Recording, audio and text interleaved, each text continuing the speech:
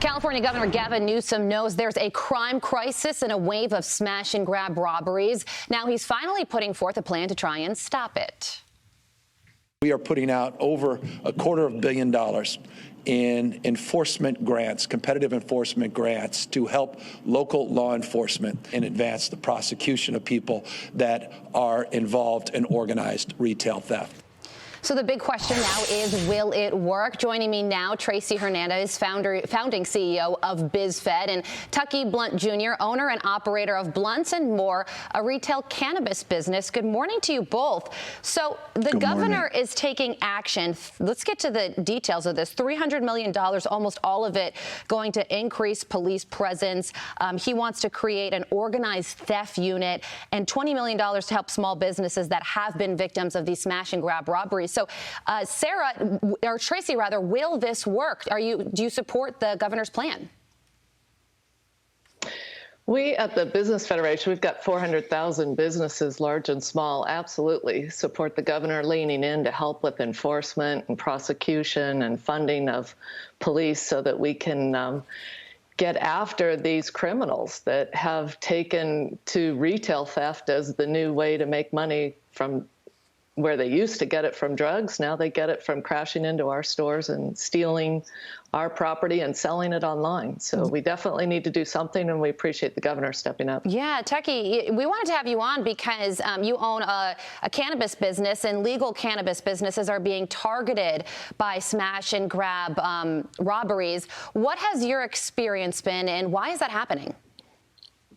Our experience has been a lot with lack of police presence, but it's not from lack of funding.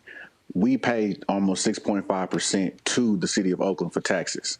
So to say that they're not being paid or act like they need more money, the street side of me feels one way, but the business side of me feels another way. So I have to approach it that way.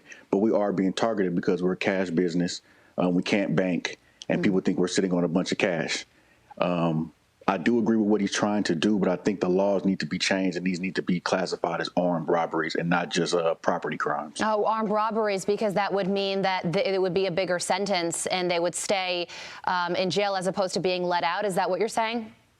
Correct. Yeah.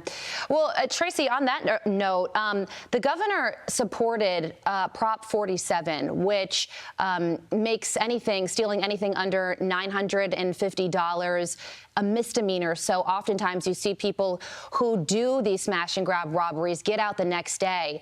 Do you think that that's part of the problem here? Oh, it's a huge part of the problem. That law went into effect in 2014.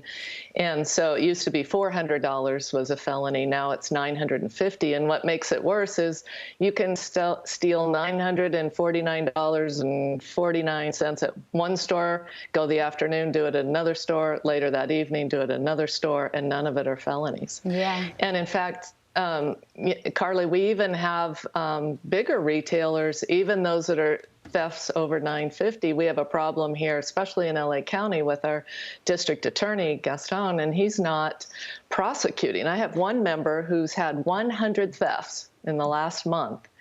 The police have arrested and caught the criminals, but our district attorney has not prosecuted any of those 100 thefts. Yeah. So it's Prop 47 fixing the felony level. It's also our district attorneys prosecuting these people. You make such a good point. There could be all the police presence in the world and all the money going into policing, but if these people who are committing these crimes are just going to be let out, the problem will never be solved.